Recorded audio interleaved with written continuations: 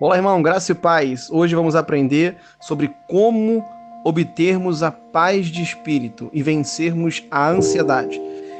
Obrigado a Deus, primeiramente, né? Agradecemos a Ele porque Ele é bom, então agradeçamos ao Senhor, né? Já pediu obrigado a Deus? Peça obrigado, Senhor. Muito obrigado pela minha vida, obrigado pelo ar que eu respiro. Eu sou grato ao Senhor porque o Senhor é bom comigo, porque mesmo com momentos ruins, o Senhor ainda assim me ensina e me deixa de pé. E também agradeço a você, ouvinte e amado irmão e irmã que tem compartilhado e ajudado. Hoje vamos falar sobre ansiedade e como, né, nos safarmos dessa tão temida ansiedade, desse mal que vem assolando diversas pessoas. Tenho conversado com muitas pessoas e tenho reparado muita ansiedade em muitas pessoas e muito pedido de ajuda, né? Pastor, ora por mim que eu tô assim, ora por mim que eu tô assado, tô ansioso, tô assado, tô assim, e eu falo para essas pessoas. Eu digo o seguinte, eu falo, irmãos, vamos ler a Bíblia aqui e vamos praticar essa parte. E eu quero que você leia comigo o que eu sempre aconselho quando eu recebo um pedido de oração acerca disso, né? Quando as pessoas vão me pedir para que Deus possa intervir dentro do coração delas, e eu sempre falo que essa parte Deus não pode fazer, porque Ele já deixou na palavra já o que nós devemos fazer. Então guarde isso, que isso é um conselho muito importante. O que Deus mandou você e eu fazer, Ele não vai fazer. Se Ele mandou a gente fazer, a gente tem que cumprir. Quando nós cumprirmos o que Ele assim determinou, aí sim Ele vai entrar com providência. É porque a gente não, às vezes não consegue entender muito bem, mas Deus trabalha com reações, né? Quando eu falo reações, eu digo assim, ele vai fazer coisas com você e comigo se nós também tomarmos atitudes. A atitude primária, ela não vem de Deus, né? Na verdade, ela já veio, né? O que ele tinha que fazer, ele já foi feito, ele já entregou seu filho, ele deixou a palavra dele, ele já derramou sobre nós a unção poderosa de ousadia, de bênçãos, né? Ele já nos concedeu a chance de termos paz, de termos saúde, de termos a vida eterna. Mas para nós tomarmos posse dessas palavras e dessas promessas e nós vivermos essas promessas, precisamos ter uma atitude em direção ao Senhor Jesus, em direção à palavra de Deus. Se você reparar, todas as pessoas que Jesus curou, elas foram até Jesus. Poucos são os casos que Jesus foi até alguém para curar. Existe caso desse? Claro que existe. Jesus foi até a mulher lá de Naim, a viúva. Ela estava com seu filho morto, ele foi até ela, ninguém pediu para ele ir lá. Jesus foi até o cego também de nascença, ninguém pediu para Jesus curar esse cego, ele foi até o cego.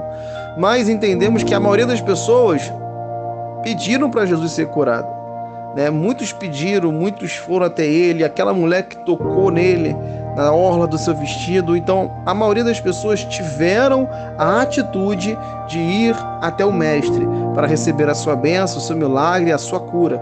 E eu quero que você entenda isso agora em Filipenses 4, verso 6. Aqui diz, não estejais inquietos por coisa alguma, antes, em vossas petições sejam em tudo conhecidas diante de Deus, pela oração e súplica, com ação de graças. Aí o versículo 7, olha só que interessante, é o resultado do versículo 6 ao versículo 7. E a paz de Deus, que excede todo entendimento, guardará os vossos corações e os vossos sentimentos em Cristo Jesus. Eu quero que você frise comigo 3 pontos, para esse áudio não ficar grande, para você guardar ele no seu coração. O primeiro ponto é, não sejam inquietos, não estejam inquietos. Então, é normal de ver uma inquietude, é normal de, às vezes, bater na porta a ansiedade. Mas a Bíblia diz claramente, não seja inquieto, não esteja inquieto, não fique ansioso. Então, se você está ansioso, não aceite isso. O primeiro ponto que eu quero ressaltar é não aceite isso. Eu vejo crentes dizendo, não, eu sou ansioso, não, eu sou assim, eu sou assado. Não aceite negatividade, não aceite palavras contrárias acerca da sua vida e não declare isso sobre você, porque você não é o que você diz que você é aquilo que a Bíblia diz que você é. Você nem sabe quem você é às vezes de fato, porque Deus conhece mais você do que você mesmo. Então, já que a gente entende disso, eu sei que Deus me conhece mais do que eu mesmo, eu não vou ter uma opinião formada naquilo que eu vejo, mas sim naquilo que eu creio, porque eu sou crente. O crente vive pela vista, não, ele vive pela fé.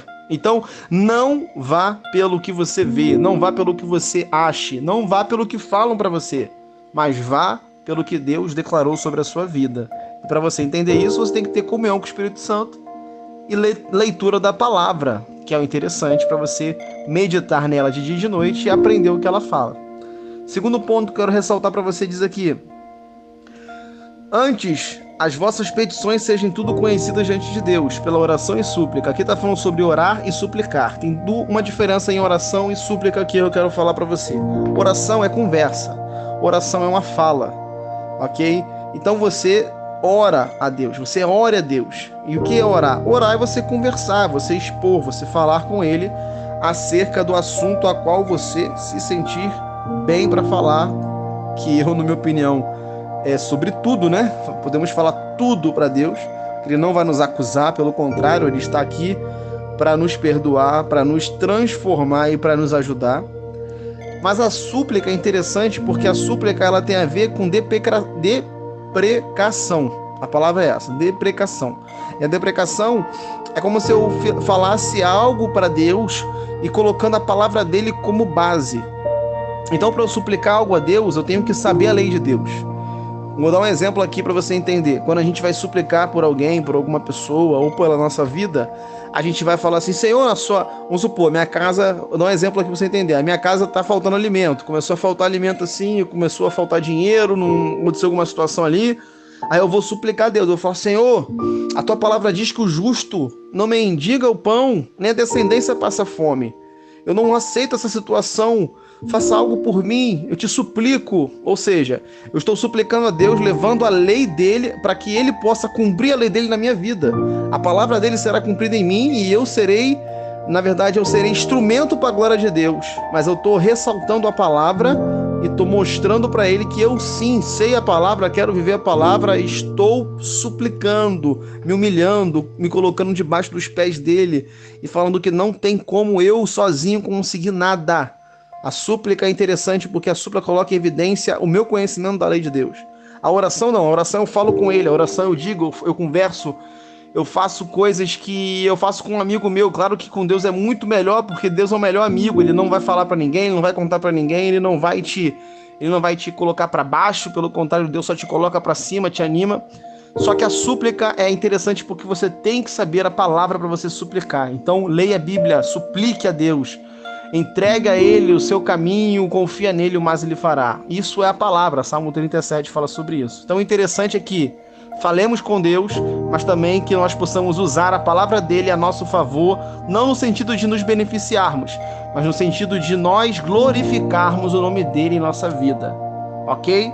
E o terceiro ponto para terminar esse áudio está aqui no versículo 7, lógico, e diz que quem fizer isso,